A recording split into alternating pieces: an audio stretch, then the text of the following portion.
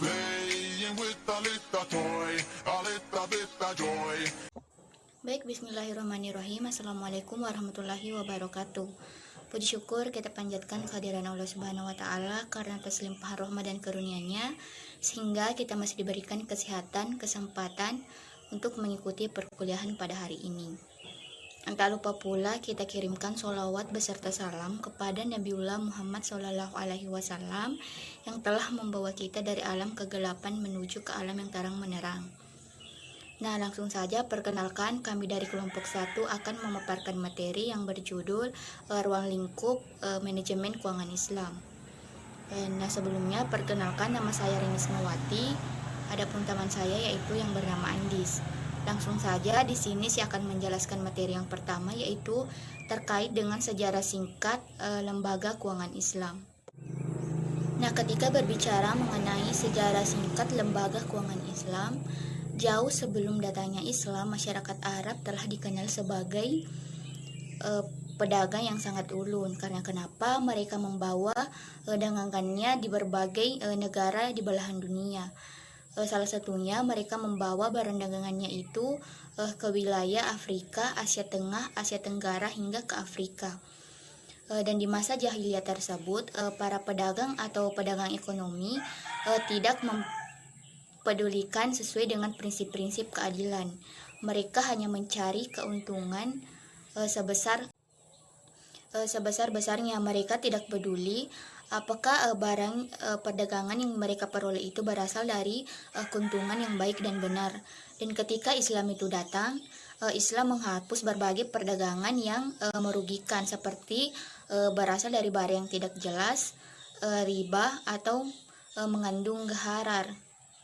Dan ketika Muhammad ikut bersama pamannya yaitu Abu Talib berdagang ke Syam, beliau telah mengajarkan cara berjualan dengan baik dan benar, atau yang mengandung sifat jujur, sehingga masyarakat senang berdagang dengannya. Dan begitu pula ketika Muhammad atau beliau membawa dagangan Siti Khadijah, semua dagangannya tersebut laku terjual karena beliau mempunyai sifat yang jujur dalam berdagang.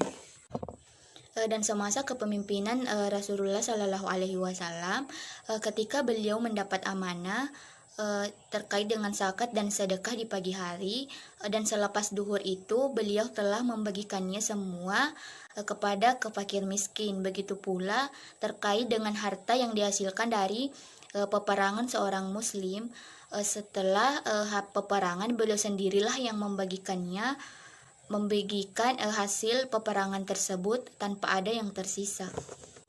Nah, sistem perdagangan yang diterapkan oleh Rasulullah Shallallahu Alaihi Wasallam di sini kemudian diteruskan oleh Khalifah Abu Bakar As-Siddiq, dan semakin luasnya kawasan yang ia bebaskan dan taklukkan, dan di situ pula lah semakin bertambah harta rampasan dari medan peperangan, termasuk khiraj dan pajak. Namun semua itu masihlah dikelola secara sederhana. Baik, selanjutnya saya akan menjelaskan pada poin yang kedua, yaitu atau poin B, terkait dengan para pengembang teori keuangan. Nah, ketika berbicara mengenai para pengembang teori keuangan, yang pertama yaitu terdapat teori agensi oleh Jensen dan McLean. Mereka mendefinisikan bahwa teori agensi itu merupakan pemisahan antara kepemilikan dan pengelolaan yang selalu diikuti dengan munculnya biaya akibat yang tidak karena ketidakselarasan kepentingan antara pemilik dan pengelola.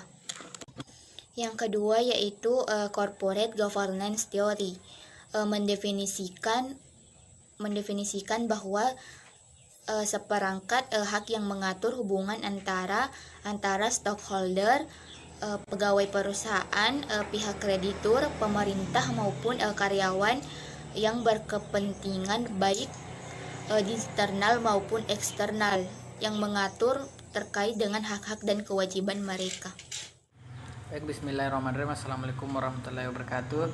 Perkenalkan, nama saya Andis, NIM 612 Prodi Perbankan Syariah kelompok 1. Baik, di sini saya akan melanjutkan materi dari kelompok kami, yaitu bagian C, Bentuk organisasi perusahaan Islam. Perusahaan adalah suatu organisasi di mana sumber daya atau input dasar seperti bahan dan tenaga kerja dikelola serta diproses untuk menghasilkan barang atau jasa kepada pelanggan. Hampir di semua perusahaan mempunyai tujuan sama, yaitu memaksimalkan laba. Jenis perusahaan dibedakan menjadi 3, yaitu perusahaan manufaktur, perusahaan dagang, perusahaan jasa. Sedangkan untuk dari perusahaan itu sendiri dibedakan menjadi perusahaan perseorangan dan perusahaan perseorangan. Dalam perekonomian Islam, bentuk organisasi bisnis yang ada secara umum antara lain dikelompokkan menjadi 3 bentuk atau jenis utama, antara lain yaitu organisasi bisnis perusahaan perseorangan, bentuk persekutuan atau syirkah, dan organisasi bisnis mudharabah. Kemudian bagian D yaitu kebijakan dan penentuan tujuan perusahaan Islam. Ekonomi Islam merupakan ilmu yang dihasilkan oleh pemikir muslim dari semua upaya untuk keluar dari persoalan ekonomi yang ada dengan cara yang sistematis sehingga menumbuhkan keyakinan dalam keberadaan Al-Quran dan Al-Hadis. Tentunya manusia memerlukan kaidah-kaidah yang berlaku secara umum dan mendapat pegangan secara umum untuk membuktikan ekonomi Islam juga membagi ilmu pengetahuan. Maka ekonomi Islam bisa dipraktikum dalam tata kehidupan yang dikehendaki menurut aturan ekonomi Islam. Mungkin itu saja. Wassalamualaikum warahmatullahi wabarakatuh.